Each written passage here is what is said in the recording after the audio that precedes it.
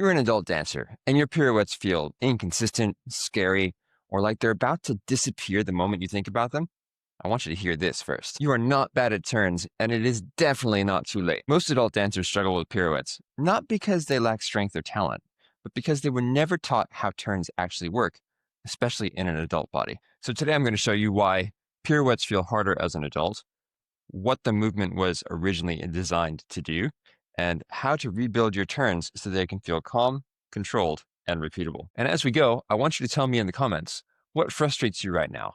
Balance, speed, fear, inconsistency? Let me know so I can help you best. Pirouettes are the movement most adult dancers dread. Not because they're the hardest technically, because they're the most exposing. You either stay up or you don't. There's no hiding, no musical cover, and no slow transition. And if you've ever fallen out of a turn and let that familiar mix of embarrassment, criticism, and self-negative talk beat you up, comment yep below, because you're definitely not alone. As adult dancers, we often carry a history of injuries, expectations, and fear of looking foolish. That change affects how your body approaches the rotation from the get-go. Here's something no one explains clearly. Pirouettes are not a strength skill. They're a sensory skill. As we age, proprioception becomes less sharp, joint feedback gets noisier, and balance relies more heavily on vision and context.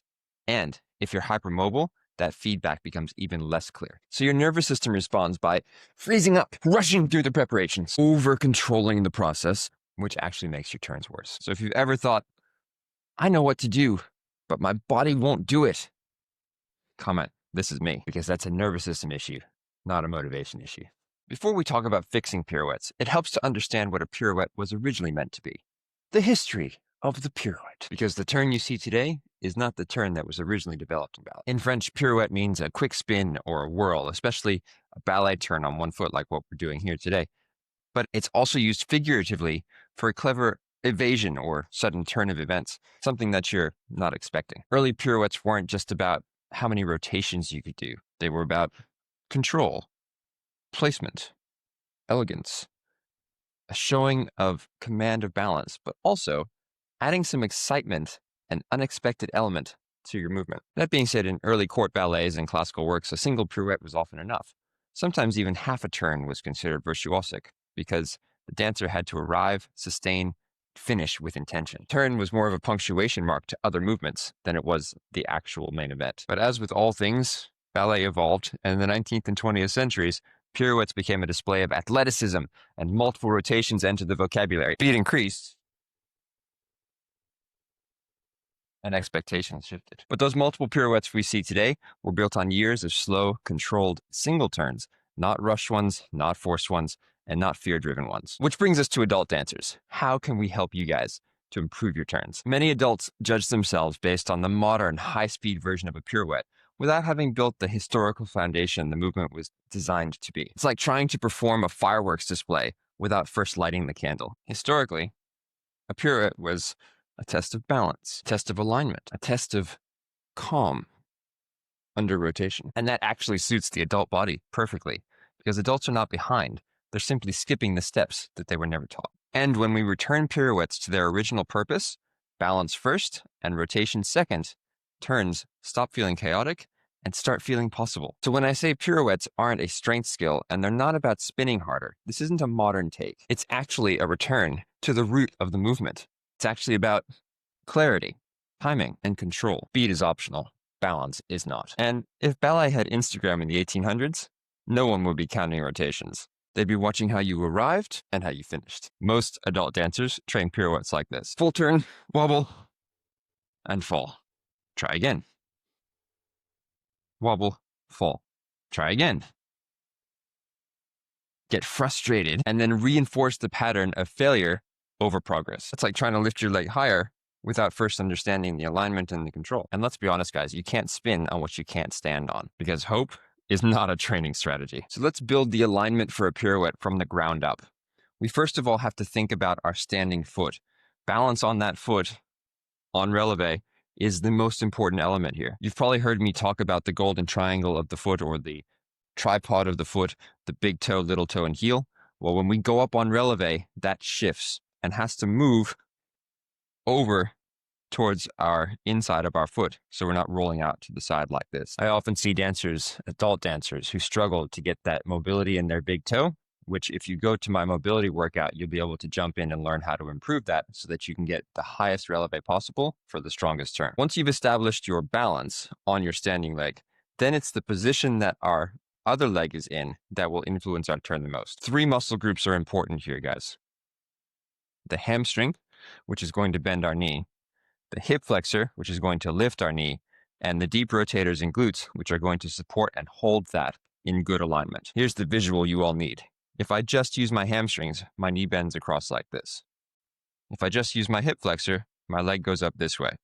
So now I need to use my hamstring and my hip flexor and my rotators to find that position. The retiré shouldn't be too high and it shouldn't be too low for best alignment in your pirouettes. I'll often tell my dancers that when they're dancing, they need to be thinking about pushing their knee open during the turn in opposition to their standing leg, which is working in the other direction. Here's how we find this connection. Lying down on the ground, bring your leg into retiré, put your chin on your hands, lift your knee, and come back down.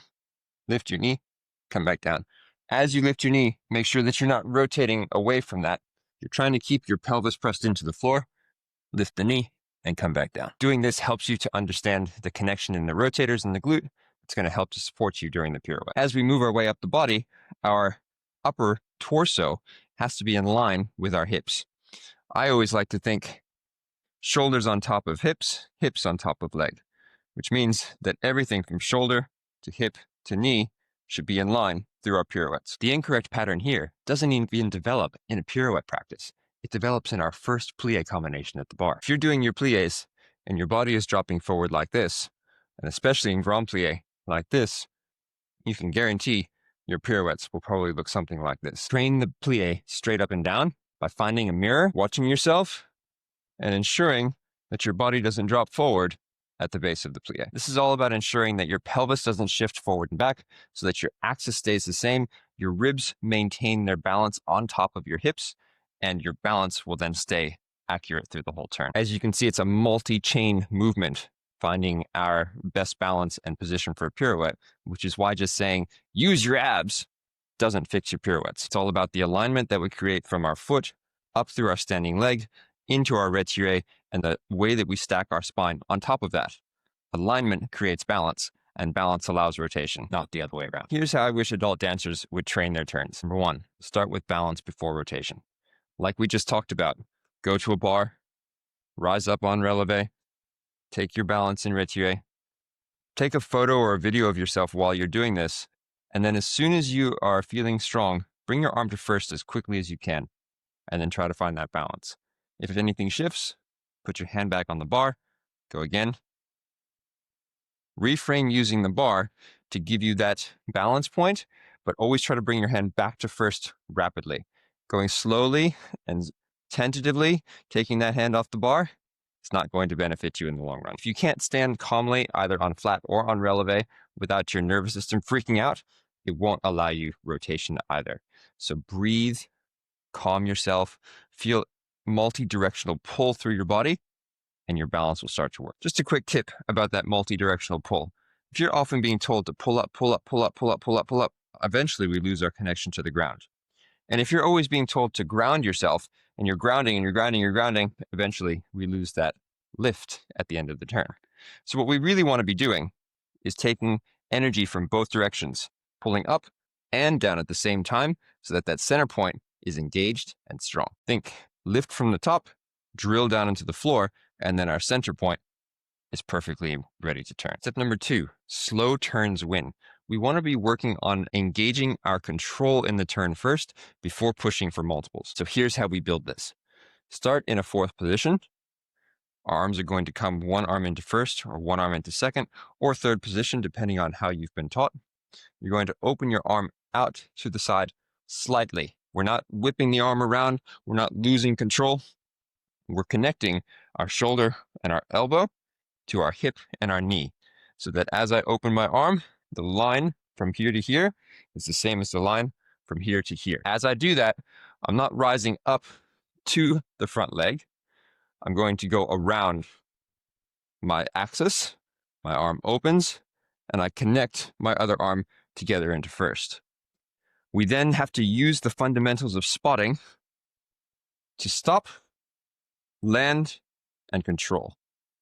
So from here, I open my arm, I turn, I place my heel down, and I find my balance. You can see even there was a little bit of wobble, but I found the balance first, and then what you would do from here is you would finish into fifth position. It's very important that we build it that way. Nice quarter turn, find your balance, finish, before whipping into multiple turns, because we need to establish the pattern of there to here before anything else happens. Again, this is very controlled. We're not whipping the arm around. We're using it as an expansion to then control into first position. The arm doesn't come back. It opens, and we go to that arm in first position. Start with quarter turns, build to half turns, then build to full turns, and then multiples. Controlled finishes every time. Speed comes later. Number 3, we're going to need strength where it matters. You're going to need calf strength, hamstring strength, hip flexor strength, and rotator strength. My go-to calf exercise, angled calf raises.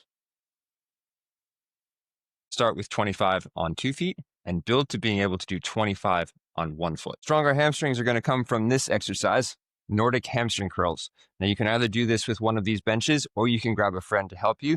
They're going to hold your ankles and you're going to squeeze your glutes and your hamstrings as you hinge forward, holding for as long as you can before dropping down, pushing up, trying to grab with your hamstrings, and then come back up. 3 sets of 5 is adequate for this exercise. It's quite intense and will train your hamstrings to be super strong. My favorite hip flexor exercise, sitting on the ground, leaning forward, lifting the legs up. It's really important that we don't lean back in this one because then you're going to be using more abdominals as opposed to hip flexors. You'll feel this a little bit in the quadriceps and you'll definitely feel this in your hips. Trying to do this for 60 seconds. If you can't hold for that long, you're going to start to alternate. So from there, you're going to bring one leg down, alternating. Set that timer, go for 60 seconds, but make sure that if you can't hold it, you do the alternation until that timer finishes. Each week, you're going to try and increase the amount of time you hold with 2 feet before going into the alternate. When it comes to rotators, there's a couple of exercises. You can go back and do that one where you're lying on the floor in the retire, pushing your knee open. The other one, which is actually really good for this type of exercise for a turn, is keeping our knee straight to the front. You're going to place your hands on your hips and balance on your standing leg. Then what you're going to do is you're going to rotate just your standing leg and come back. So you're not moving this knee, you're rotating the standing leg, trying to keep the alignment of your other leg going as far as you can, and then coming back. Do 3 sets of 5 on each leg with that one. Then you're going to come down to the ground, into a plank, lift your knee up, turn out, turn in, and down. 3 sets of 10 on each side for that one to really engage those deep rotators. And if improving turnout is really a struggle for you, I've linked my 7-day turnout course down in the description so that you can check that out as well. The 4th thing that absolutely needs to be trained is reducing threat. Because every time you fall, every time you feel uncomfortable or scared, that's going to impact the way you approach your next turn. By forcing yourself to finish and find a balance every time, you train yourself to know that you can actually finish the turn nicely. Obviously, hopping is not the goal. We want to try and find that balance as fast as possible. But as you practice, you'll be able to reduce those hops over time. The goal is that we don't want to turn and fall out of it and fail every time we do our practice. So we've covered the alignment. We've covered how to strengthen that. We've covered how to strengthen your positions, your balance, how to practice your turns. But we haven't really talked about spotting. Spotting is one of those things that seems to be commonplace. Everyone knows they have to do it, but so many people don't actually understand how it works. The spot is not about your head whipping around. It's about your eyes refocusing as fast as possible. So here's a bonus spotting exercise that you can do to help improve your pirouettes rapidly. Place your hands on your shoulders, turn 1/4 turn, finding your spot at the front. You're then going to come back around, refocus as fast as possible, and then come back to the front. Do that again. Find your spot, refocus, and come back to the front.